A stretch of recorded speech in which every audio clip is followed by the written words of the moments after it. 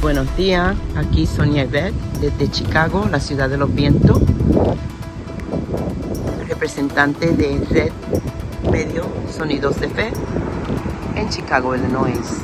Aquí dándole un reportaje. Hubo una tormenta en todas las partes de Chicago y mire lo que hizo con los árboles.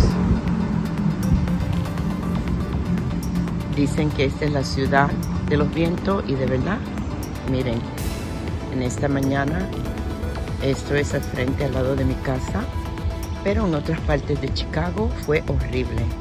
Lo bonito es que no habían carros al lado y no habían personas. Miren cómo ese árbol de la raíz fue arrancado. Esos vientos fueron bien poderosos, bien fuertes. No poderosos como Dios, ¿verdad? Miren.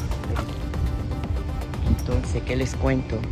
Que Chicago es la ciudad de los vientos de verdad y tenemos que tomar esto como a veces tenemos raíces de cosas que no necesitamos tener en nuestra vida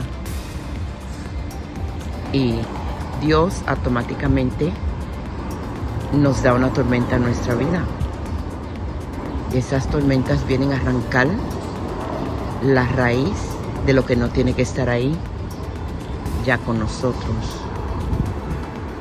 Se puede pensar negativo, puede dar miedo, pero esa tormenta vino a acomodar, a organizar, a acelerar lo que Dios quiere hacer en nuestras vidas.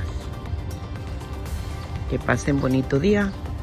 La representante de Red de Medios Sonidos de Fe, aquí en Chicago, Illinois, dándole reporte a la matriz de Costa Rica. Bendiciones.